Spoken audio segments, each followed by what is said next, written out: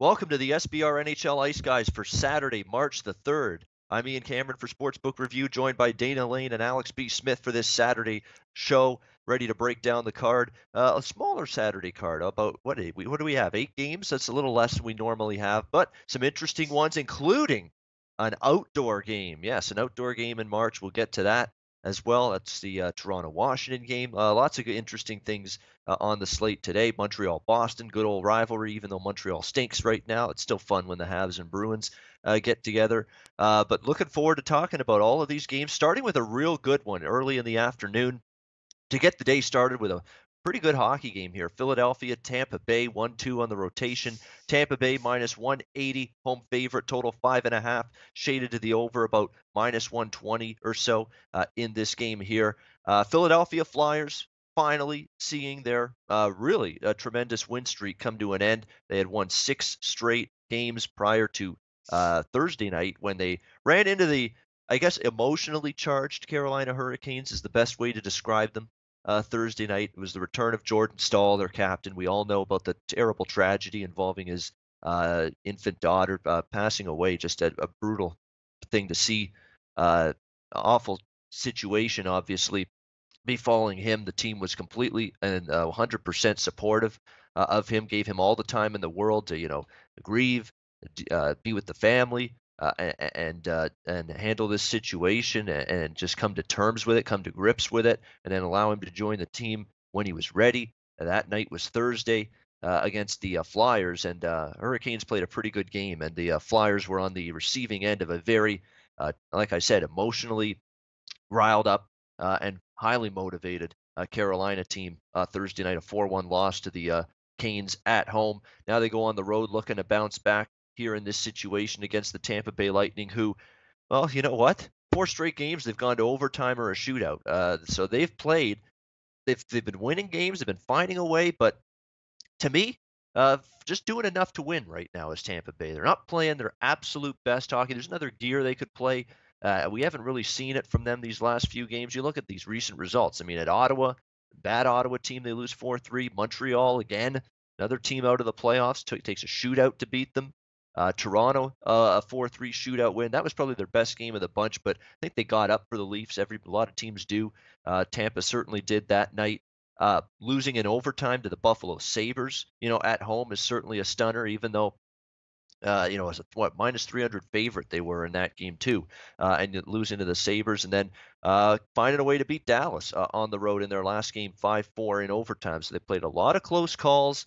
And here's an interesting part with Tampa Bay, in terms of teams that are you used to playing this early in the day, early in the afternoon? Tampa Bay isn't.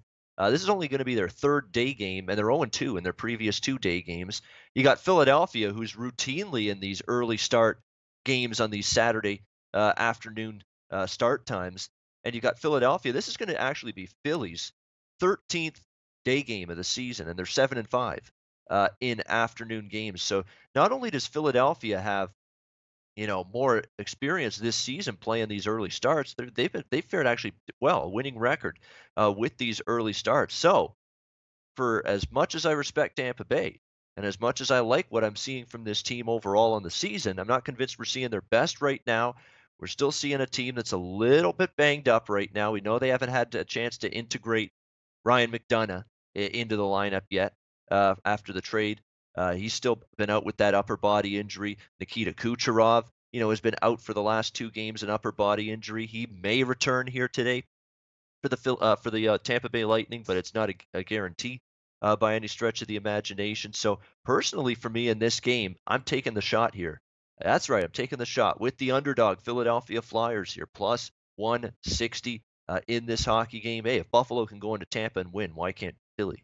You got to look at it that way. And Philly, off a loss too on the 19-11 we've got for Philadelphia, off a loss this season, including 15-3 off of a loss when playing on the road, and that's the spot they are in here. So a 15-3 angle in favor of the Philadelphia Flyers in this early game this afternoon. So Philadelphia, to me, a plus 160. Good price, good value. Tampa Bay, obviously, it's never an easy go against to bet against them, but I'm going to do so here. It's a good price. Phillies, playing pretty good. I think the Carolina loss, I'm excusing that because, they ran into a little bit of a buzzsaw there with the Hurricanes. So give me Philadelphia here, plus 160. That's the side for me that I'll be looking at in this early start affair in Tampa Bay early this afternoon. We got St. Louis, Dallas, next game on the card, 3-4, your rotation number here.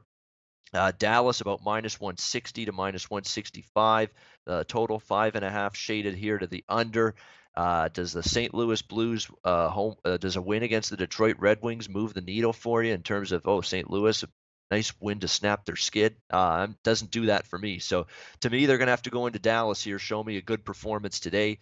We'll see if they're capable of doing that. There's been some discontent, some, I guess, disappointment, I guess is the word you could use from some of the people that follow this Blues team, some players on the team, that why did you trade Paul Stastny at the deadline for a team that's supposed to be playoff bound or a team that's supposed to be contending for the playoffs? I remember Dana was absolutely high on this Blues team earlier this season in particular, and to It's see not them a just hit, was.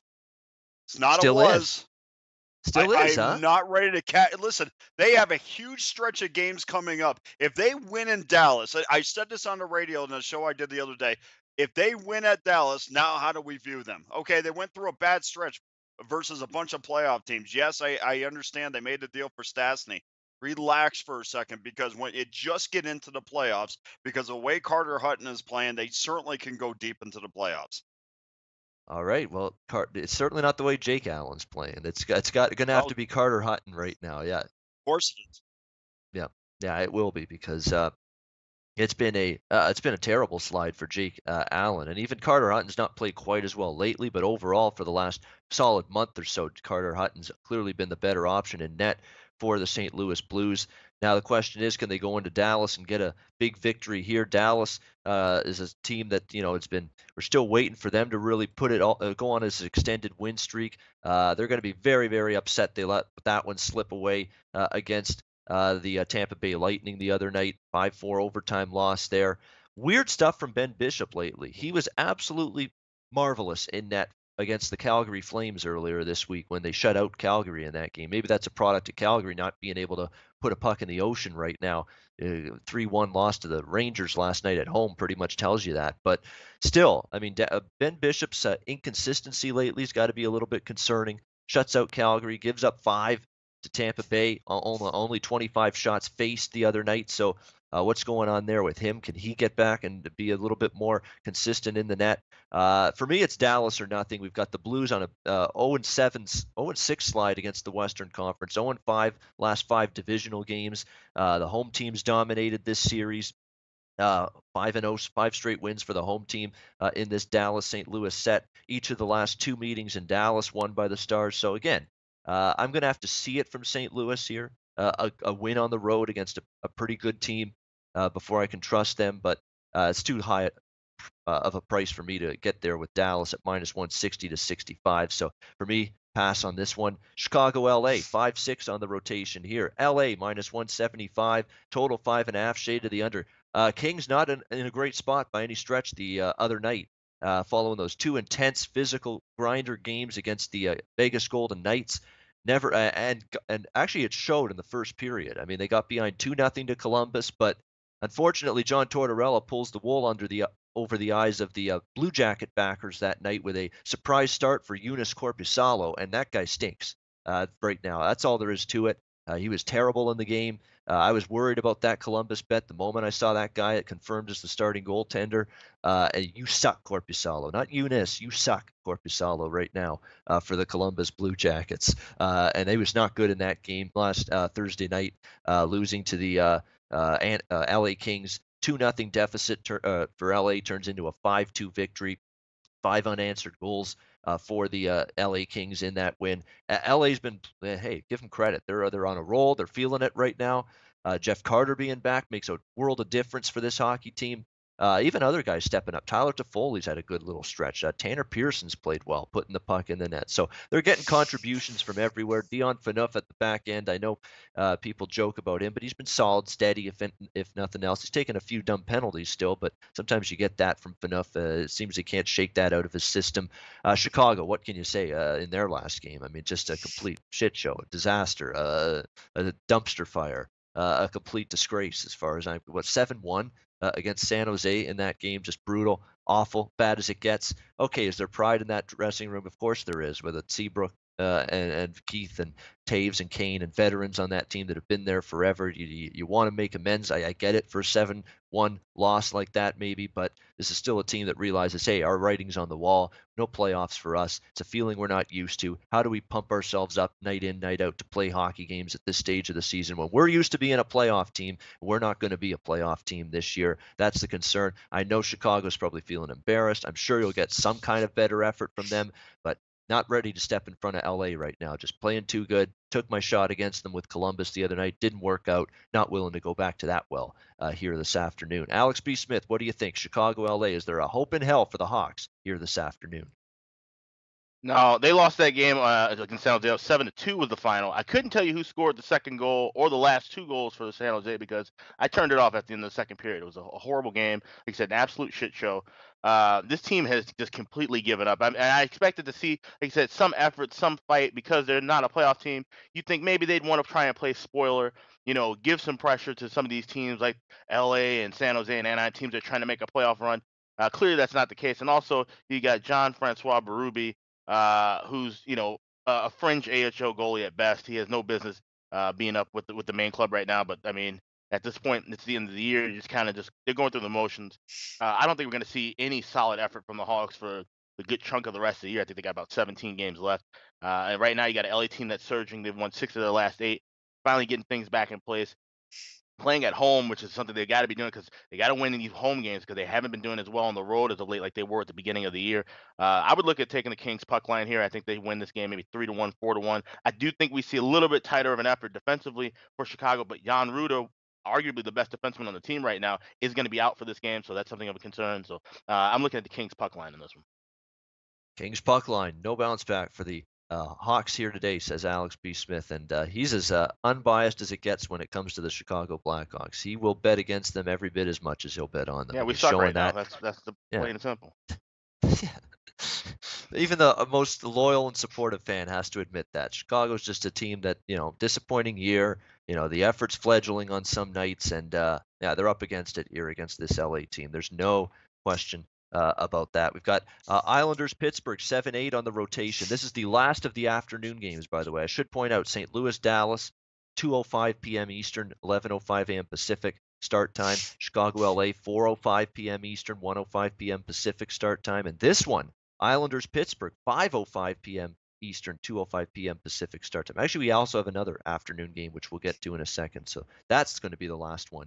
Pittsburgh, minus 235 to minus 240. Home favorites here against the New York Islanders. A total 6.5 in this game. Give me Pittsburgh puck line here. I don't usually go for the puck line very often here, but that was very, very, very bad from the Pittsburgh Penguins the other night against the Boston Bruins. That was a pond hockey game that developed. Penguins and Bruins the other night. Incredible. It was just, you blink and the puck was in the net, and especially in the first period of that game. My goodness. That Penguin-Bruin game was absolutely wild. Defensively was atrocious on both sides, but especially from the Pittsburgh Penguins' point of view.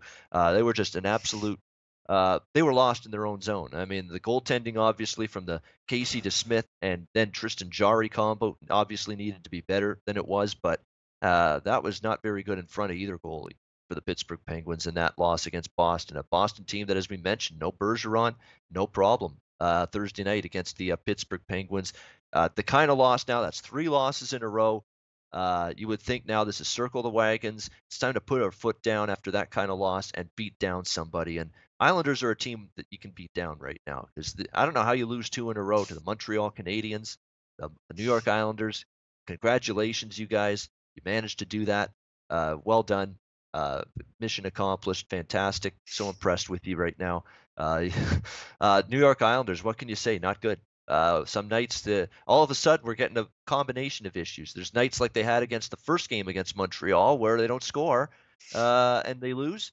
And then now nights like last night where they do score enough and defensively and goaltending, they go back to looking like the way the New York Islanders have looked in their own zone for much of the season, and that's porous and one of the worst defensive teams in the NHL and one of the worst penalty kills in the NHL. And we saw it come to fruition again last night with the against the Montreal Canadiens. Now you got them on a second night of back-to-back games against a rested and pissed off Pittsburgh Penguins team. Yeah, puck line for me at plus 120 minus a goal and a half. No problem whatsoever going ahead, laying the puck and a half here with the Pittsburgh Penguins. I think they beat down the Islanders and finally snapped this 3-game skid off that really thorough embarrassment they suffered against the Boston Bruins. It's not an embarrassment to lose to Boston. They're a good team. It's the fashion they lost to Boston that's a little bit embarrassing for Pittsburgh. So I think we see them make amends for that here in a big way tonight. I wouldn't argue with over the total either, but I like the puck line minus 1.5 a lot better. I could see 6-1, 6-2. A thorough beatdown. They should light the lamp against this Islanders team, plain and simple. I mean, a bunch. So we'll see if they can do that. It's just going to be a question of can they clean up the defensive zone tonight. I think you're going to see them try to make a big-time effort to try to do that here tonight against the New York Islanders. Alex B. Smith, he's got Penguins Isles on his card as well. Alex, do you think Pittsburgh has a bounce back in them? I do, but one interesting thing I want to note, and I went to bring it up on the last episode. Somebody was talking about, I had a chat with someone right before the deadline, and they're talking about asking if the Penguins were going to try and make a move for another backup goalie. They mentioned specifically Robin Lehner of the Buffalo Sabres, and I said I wasn't sure. I felt like You they don't were want just going that to go guy. and ride. Well, but here's the thing. I was saying, okay, well, they're going to ride Murray, and then at this point go with, a blend of either, the Smith or Jari, and then right after that, Murray gets hit in the head with this concussion. And now you got Smith and Jari, and you see how poorly those two played. Now they got to kind of be wondering, okay, if Murray's not going to be back, he's out indefinitely. How far can the Penguins go riding the Smith and Jari? Like I said, so now they're going to have to really tighten things up defensively to make sure these guys don't see a boatload of shots early and get beat out the way they did against Boston. So I'm looking at the team total for Pittsburgh, and I'll also be looking at the first period over. But like I said, I'm not, laying a goal and a half for just plus 120, or certainly not going to be laying anywhere, over two bills for the money line. I'm going to be looking at probably playing, sides and team totals, avoiding sides rather, and looking for some total action in this game. I do think Pittsburgh bounces back tonight.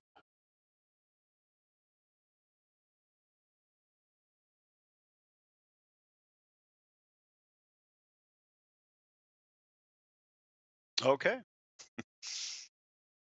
There we go. I don't Oh. usually do that. Usually I'm always telling people you're muted, you're muted. I have to tell myself, Ian, you're muted. There we go. We're unmuted now. Pittsburgh Penguins, yeah, a good bounce back spot for them. The ideal foe to do it. Montreal, again, scores a 5 spot on them. That's not good for going into Pittsburgh against this team tonight. You're right. A 6.5. Again, you're seeing these. Obviously, you got Pittsburgh. You can light the lamp, who's had some issues a little bit defensively lately. The Florida game, the Boston game. The Islanders have had defensive issues all season, so 6.5. But this is actually one of those games. That's 6.5, even though usually that is a high total in an NHL game. It actually looks small, believe it or not, in this game. That's 6.5. This to me has 6-2, 7-4, maybe something like 7-3, 7-2, something like. I really think Pittsburgh's going to pound the living crap out of the Islanders here today, because Islanders are just that team that Pittsburgh, they're not going to be able to shut down Pittsburgh, and you got Pittsburgh in a bad state of mind. So this could get ugly here. Pittsburgh team total in the chat seems to be a popular thought. Yeah, not cheap by any stretch, but yeah, Pittsburgh team total over. That's another play I'll probably be looking at making for this game. Montreal, Boston, 9-10. Boston minus 245. Total 5.5 shaded to the over, minus 115 here in this game. The Bruins offense, just we talked about it just a moment ago with the Pittsburgh game. Power play was fantastic too in that convincing win against the Pittsburgh Penguins, and that's again without Patrice Bergeron, and no problem taking care of the Pittsburgh Penguins on Thursday night. A really good performance from them, and we've talked about it. They're getting a bunch of guys, contributing for them. Obviously, we know Marchand's been great. You go on down the list. There's been guys that have really stepped up for the Boston Bruins in terms of offensive capabilities. You're getting even Riley Nash scoring a goal for you. David Krejci had a nice game against Pittsburgh. Rick Nash, has now scored in consecutive games. The big acquisition at the deadline. for the Boston Bruins. So that's good to see. Even David Backes, I saw him score the other night. So they're getting everybody coming. Pasternak continues to be Mr. Reliable and consistent. So there's a lot to like offensively with Boston. And yeah, obviously without Bergeron, it's a huge loss. Obviously, when you're facing a team that didn't look like they were ready to go, Pittsburgh the other night, you're able to survive it for now. Can you survive it again tonight? Well, you're playing Montreal, so you should be able, in theory, to be able to take care of business against Montreal, even without Patrice Bergeron. But again, we talked about Bergeron and his value to the team, not only offensively, but faceoffs. One of the best, if not the best, defensive forward in the NHL. His play in his own zone, his play, getting to just ward people off from getting that A-level scoring opportunity in the offensive zone is just second to none. I mean, Bergeron's defensive abilities need to be applauded every bit as much as his offensive abilities, and I don't think that gets mentioned enough. So obviously going to miss him. Is this the kind of game or opponent Boston's going to miss Bergeron in? Maybe not so much. Montreal, give them credit though; they beat the Islanders twice in a row in back-to-back games this week. But now they're on a second night of back-to-back games. Charlie Lindgren was in net last night. Makes me think Antti Niemi is going to get the start tonight for the Montreal Canadiens in this back-to-back situation after Lindgren got the nod against the Islanders last night. And, Niemi he is what he is. I know he's had some decent moments as a Montreal Canadian, but overall it's a goalie I don't trust rather than a goalie I do trust. So for me, it's a game that sidewise I'm not going to get involved. It's just too pricey. I'm not crazy about laying the puck line. The one concern is Boston have such a big-time win against Pittsburgh. Do you go into this lightly? I don't think so, because this is a rival. It's Montreal. I still think this should get Boston's attention. Over 5.5 kind of makes some sense. I mean, I don't trust Montreal's goalie right now, whether it's Lindgren, Niemi, could throw me in there. Doesn't matter. Anyone other than Price, I don't trust them right now in terms of Montreal in between the pipes. Boston can score goals. They've clearly showed that. They've clearly showed that the last few games. 4-3 Carolina, 8-4 against Pittsburgh. Boston can score goals this season. This is not the Claude Julien, be tight, don't let everybody move and be creative on the ice and win 2-1 and hope Tuukka Rask stands on his head. Those Claude Julien Bruin days are gone. It's Bruce Cassidy now, Hopalong Cassidy, and the Sundance Kid, whatever you want to call him. He's letting them roam around, be aggressive, and we're seeing that from Boston. It's actually over 5.5, kind of like that total here in this game. I believe this is on Dana's card. Montreal-Boston. Dana, what do you like happening here?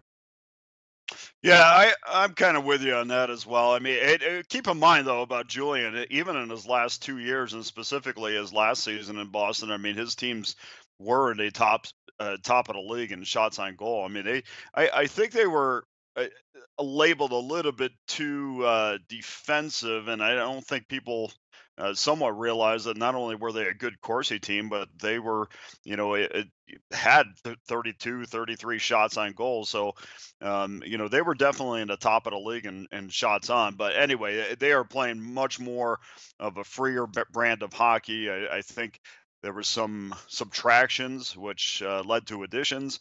And I think that obviously the departure of Claude Julien just kind of, it wasn't anything that Julien was doing wrong there. They just needed a different voice in the room. And Claude Julien's a fantastic coach. In fact, I was kind of hoping that Julien would come to Vegas when that job was still open. And of course that got shut down quick when he jumped on the Montreal bandwagon, and I thought he probably thought he was going to go there and get an easy deep run, but that didn't happen, and that's kind of gone the other way. But as far as this game is concerned, if you watch the last game that these two teams have played, which you did last night, the Bruins, it was kind of an uncharacteristic game, and it still got the 5 goals. I mean, Boston took a 2-1 lead on the Crew goal in the second period, and then even though it was still a 1-goal game, they really smothered Montreal and really dared them to beat them with their speed, whether it was through the neutral zone or just dumping the puck in deep.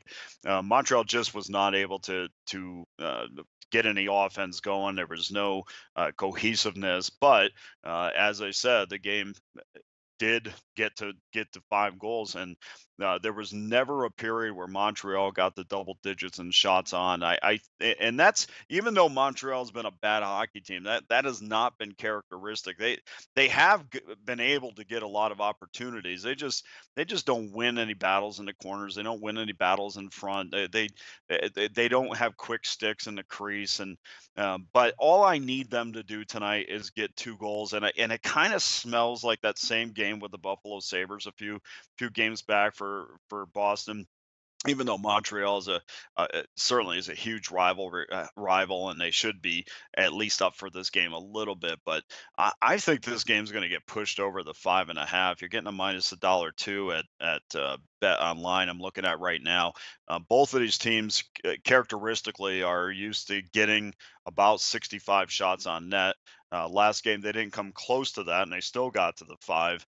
And so I think, and in of course, judging by the last 2 Bruins games when they gave us 12 goals and 7 goals, combined, Boston's really in a good spot right now to push this game over. And all I need from Montreal is to get 2 goals. And of course, anytime Niemi is involved, it's an automatic over for me, even though he's played fairly well of late. But to rely on Niemi to hold the Boston Bruins back is not something I want to be involved in. So we're going to go Montreal Boston over the 5.5.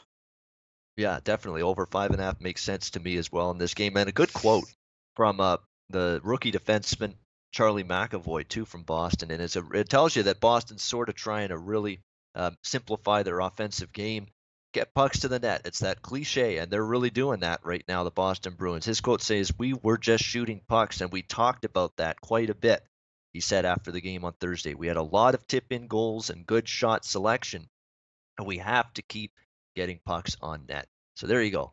Boston's got that shoot from anywhere mentality against a guy like Niemi, and any sort of goalie there you don't fully trust him. That's usually a good thing, and that could result in being able to find the back of the net here tonight for the Bruins. So, yeah, Dana and I agree. Over 5.5, probably the best way to go here in this game tonight. Rivalry matchup, Original 6, Habs and Bruins, which I believe is on Hockey Night in Canada. Hockey Night in Canada has been altered today because usually they start at 7 o'clock Eastern. They have a doubleheader, 7 and 10. But this outdoor game, Toronto-Washington, is 8 o'clock Eastern, not 7 o'clock Eastern. Got to appease NBC. God forbid NBC does not have a game at 7 p.m. one night. They got to have it in prime time, 8 p.m. when we're showing a game at night if you're NBC. And that's why Toronto's-Washington's game is at 8 p.m. So they're actually doing a triple header. They're going to have Montreal-Boston at 5, the outdoor game on Hockey Night in Canada at 8, and then I believe they got Rangers-Edmonton right after that at 10:30, which is a real late start, and that's why that's a real late start, so that Hockey Night in Canada can have a triple header. So lots of schedule alterations going on today to suit the needs of national television on both sides of the border. So there you go. Toronto, Washington, speaking of that aforementioned outdoor game, Annapolis, Maryland is the site. That's home of Navy football. Wonder if our good pal Ken Niumatalolo is going to be there watching. I doubt it, but I don't know if he's much of a hockey fan. We'll see. But that's where Navy plays their football. That's where that game's taking place. Toronto, Washington, minus 120 for the Caps. Total 6 shaded to the under here, minus 115 to minus 120. It has been a really crazy 48 hours at the site of this outdoor game, the Stadium Series as they're calling it, in terms of heavy wind. They had some snow in the area. There's still potential for some heavy winds going into the game tonight between the Leafs and the Capitals. So again, how's the weather going to impact this game? I'm not so sure, but I don't look at that as a major impact in terms of handicapping the side. I mean, both teams have to deal with it when it's all said and done. Both teams have to play in the same elements, so you got to look at it that way. Both teams have to put up with it. Both coaches, Barry Trotz and Mike Babcock, have to put up with it. So for me, I just go ahead and say, which team do I like? Do I like the spot? Do I like the matchup? That kind of thing. And right now, you got Toronto in a spot right now where they had a tough loss to Tampa early in the week. Tough back-to-back spot against the Florida Panthers, and I thought they played well. Actually, they had the edge. They had the territorial edge in a big way in the third period. Yet Florida manages to tie the game and then win it in overtime. A Jared McCann winner in a game that I thought the Leafs deserved 2 points in. but Florida ends up with the overtime victory. I cannot help but take Toronto here plus 100 in this game.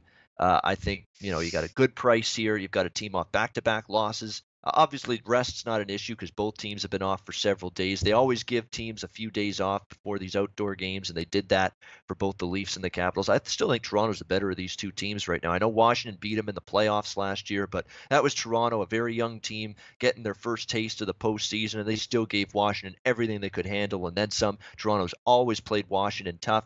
Playoff series last year, and I think Toronto's on the incline. I still think Washington's a little on the decline. I mean, I've not seen consistency whatsoever from this Washington Capitals team here by any stretch of the imagination. They're going to have to show it to me here. And Toronto, believe it or not, in the outdoor games has not done too bad. I remember the one in Detroit, they won that game a few years ago. Not that that has any impact on this one, and I can get plus 100 with Toronto against what I think still a little bit of a erratic, schizophrenic lately Washington team. What's Braden Holtby going to do? Am I going to get good Braden Holtby or not so good Braden Holtby? Or am I going to get Philip Grubauer here for this game?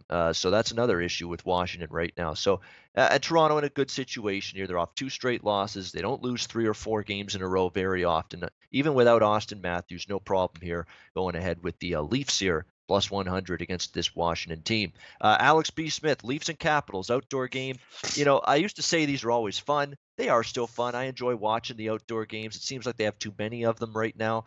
It's sort of lost a little bit of its shine, but I'm still going to be into it. It's national TV on both sides of the border, CBC and in Canada, NBC in the States, with the great Doc Emmerich calling the action. I always love hearing Doc.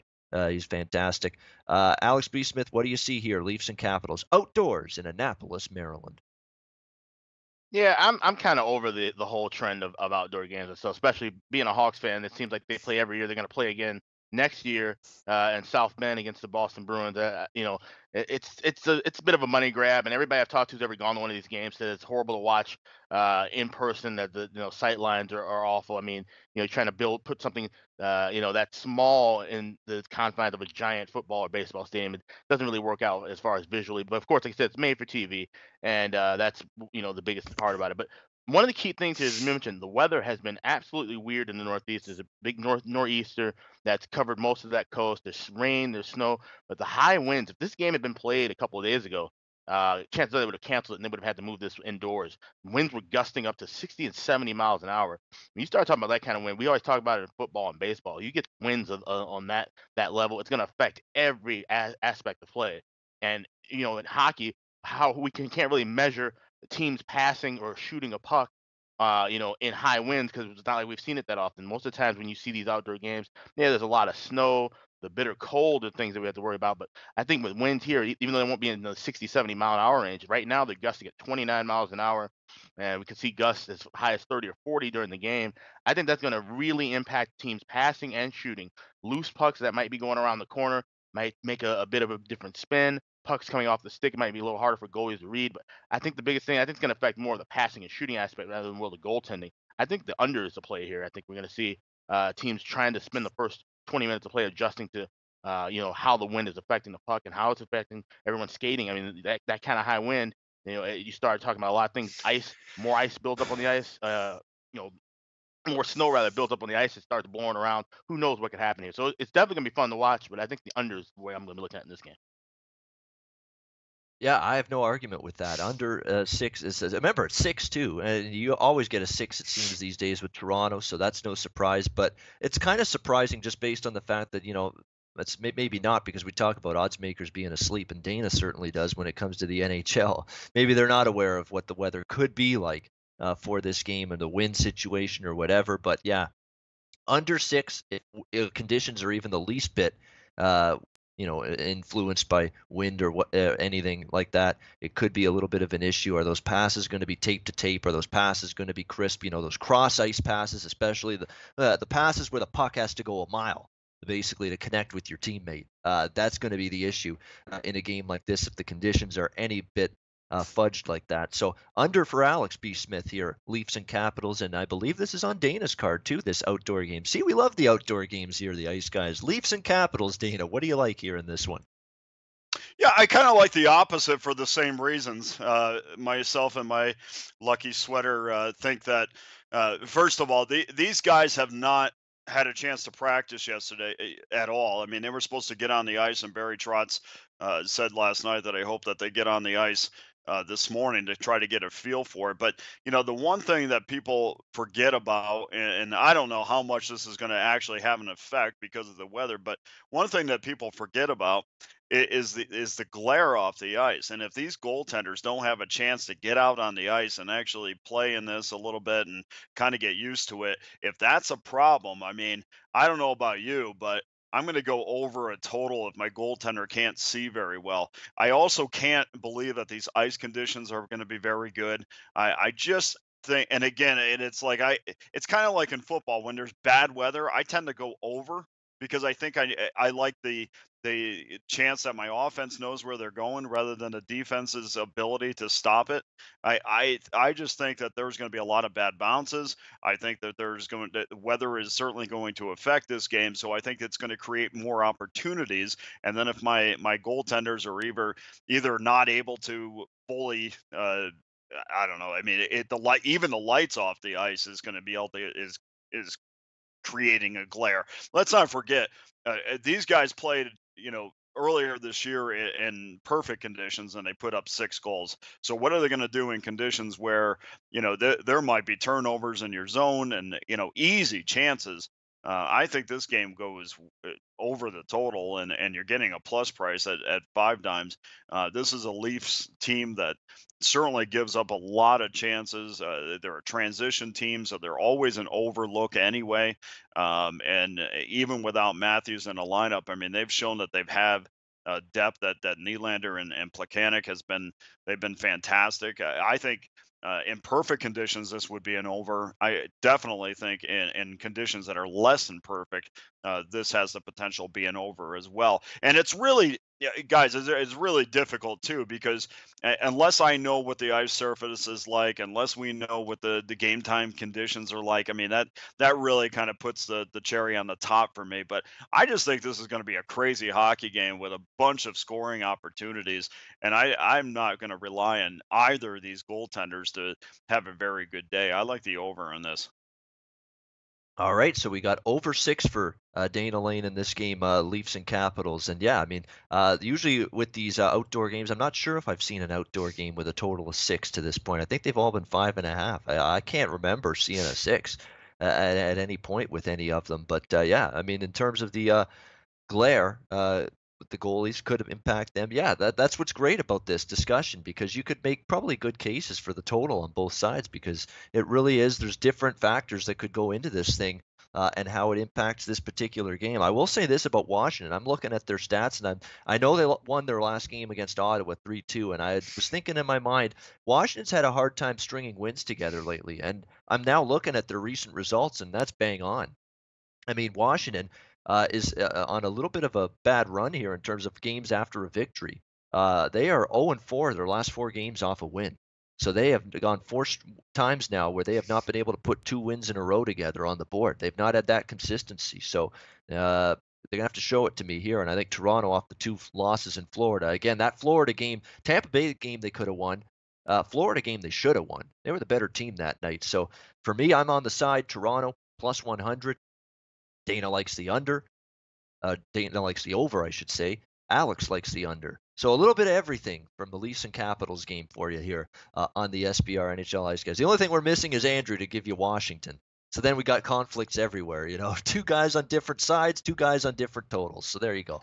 But we don't have Andrew today. We will get to Andrew's best bet, though, at the end of the show. Ottawa, Arizona, 13-14.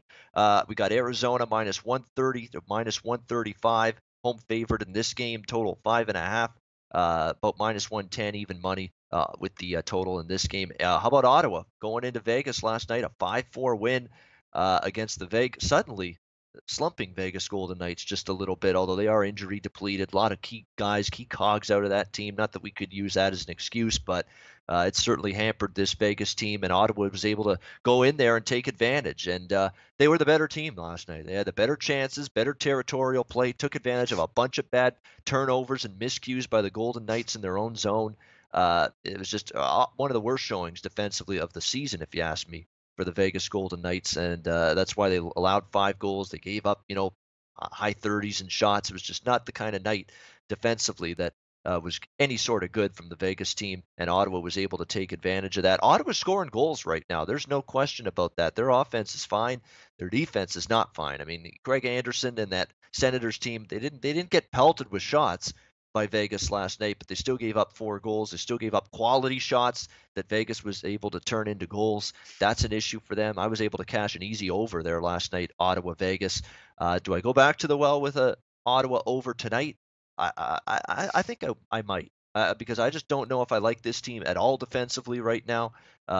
It's a back-to-back. I get that. Arizona, in terms of offensive ability, sometimes helter-skelter up and down, but they managed to put a big number on the board the other night against the Minnesota Wild. So to me, I got no problem going over 5.5 here. Ottawa, Arizona. Ottawa's a mess defensively, but you're seeing offensively. You're seeing Carlson play well offensively. I think maybe a little of the weight of the world off his shoulders that he's at least finishing the season in Ottawa, not going to be moved anymore before the trade deadline. I think that's helped to ease his game a little bit.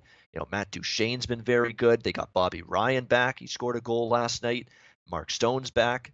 Mike Hoffman's. They got offensive ability right now, Ottawa, and they're showing it. They're putting in goals in a lot of nights. They should be able to do that here against Arizona. Question is, can you get Arizona to contribute against this Ottawa defense right now? I think they can. So Ottawa, Arizona for me, I'm going to go over 5.5 in this game. Sens and Coyotes tonight in the desert.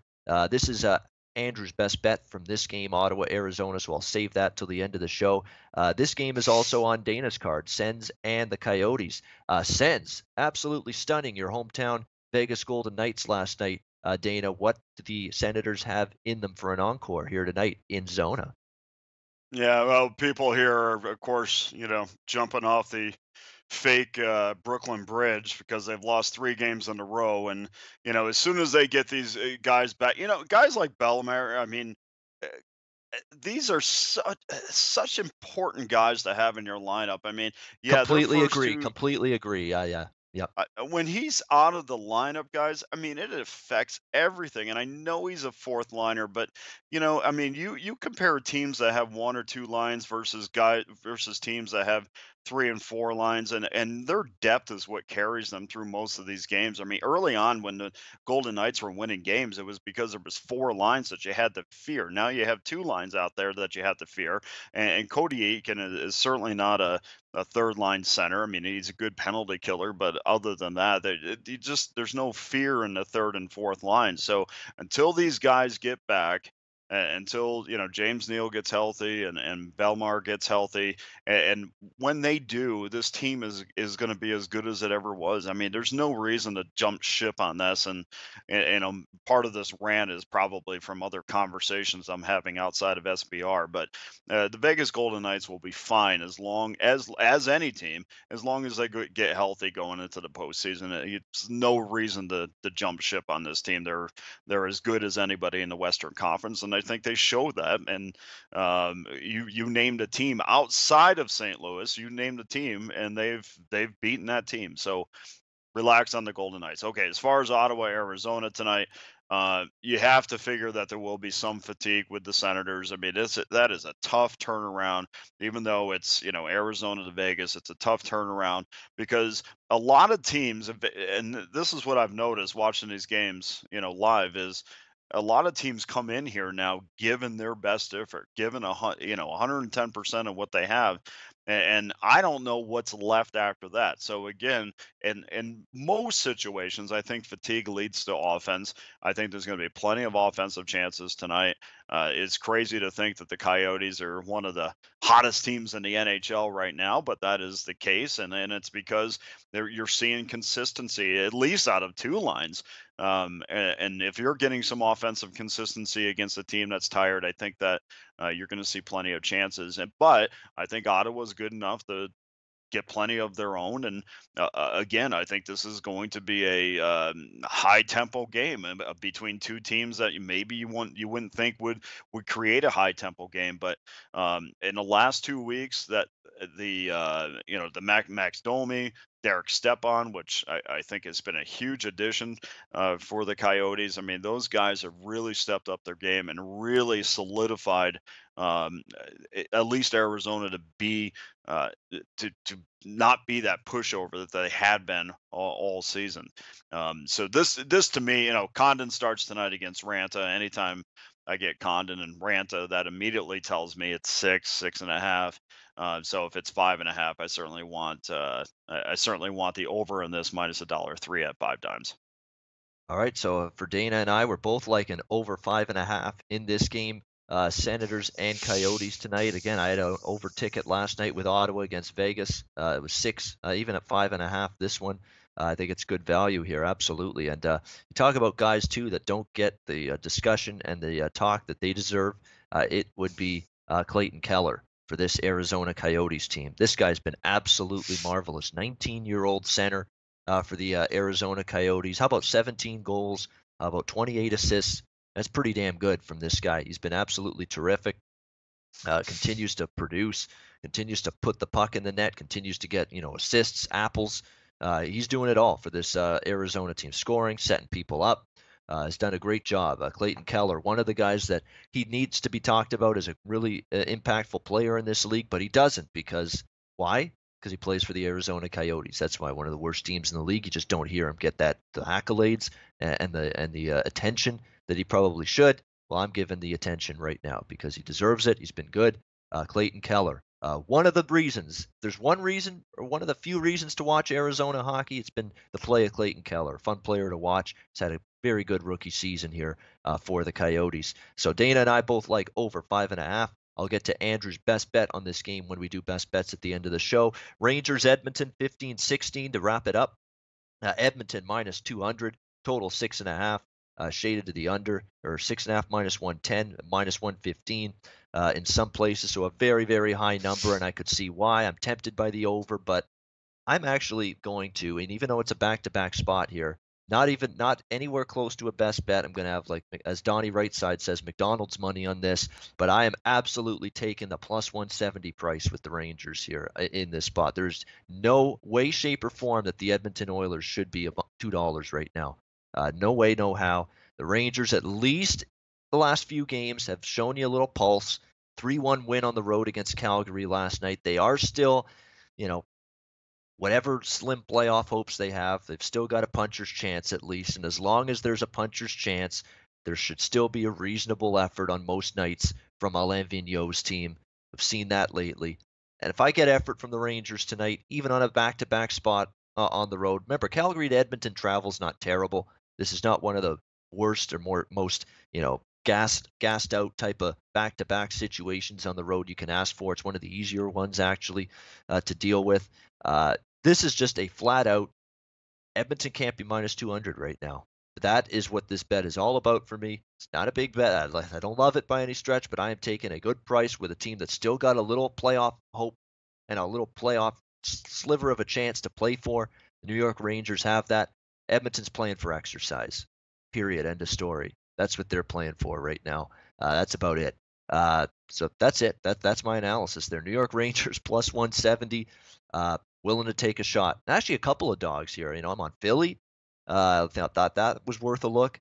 And now the New York Rangers here at the bottom of the card. So we got bookend big dog bets here for me on this Saturday card. Philly at the top of the rotation and Rangers at the bottom of the rotation. Let's see. And again, when I take a plus 160 with Philly and a plus 170 with the Rangers, if I go 1-1 and split, I'm happy. It's profit. That's what I'm looking for. And hopefully we can get that with the Flyers and Rangers here. These two dogs that I'm taking a stab with here on this Saturday card. All right, it's best bets time to wrap up the Saturday show for March the 3rd. I'm going to start with Andrew McGinnis's best bet. He went to the Ottawa-Arizona game. He's actually on the side in this game, not the total. He laid the $1.30 with Arizona in this spot. That is his best bet. Arizona minus 130 on the money line. Arizona to me, if I had to pick a side, I'd lean to them, but I don't love the price here by any stretch. Arizona's still a tough team for me to lay this minus 130 type of price with, but they do catch Ottawa second night of back-to-backs. Maybe that's going to help them, and they are coming off that win against Minnesota. Give Arizona credit. Nice win for them the other night against the Minnesota Wild. And again, for the better part of the last month, you've seen much more competitive and, quite frankly, better hockey from Arizona. So for Andrew, he's on Arizona minus 130 against Ottawa. That's his best bet. Alex B. Smith, let's go to you. Your best bet for Saturday. Going with the LA Kings on the puck line. Like I said, they've won 6 of the last 8 games. They're riding hot right now, and they're in a good spot to try and earn some key points. They stay within that Pacific Division race. This Hawks team has fallen off the face of the earth. And while they might tighten things up, on defense a little bit more than allowing 7 goals, I still think that the Kings win this one by at least 2 or more. So LA on the puck line at plus 160. All right, LA puck line. Alex B. Smith for his best bet. Dana, what do you got? Best bet for Saturday. Well, it's going to come from the Ottawa-Arizona game. I mean, this is a Ottawa team that's been an automatic over in the last couple weeks. 9 of their last 12 games have gone over the total, and I really don't see any reason why this shouldn't either. This is going to be a little bit of a gassed Ottawa team, not just physically but emotionally as well. And I think both teams are going to have plenty of offensive chances. All right, we got over 5.5 here. Ottawa, Arizona for Dana Lane, and that's also best bet for me. Ottawa, Arizona, 5.5. Again, I had Ottawa over the total last night. I've had Ottawa over the total a lot lately, and I have no problem going with that one more time tonight. Ottawa, Arizona for me over the 5.5.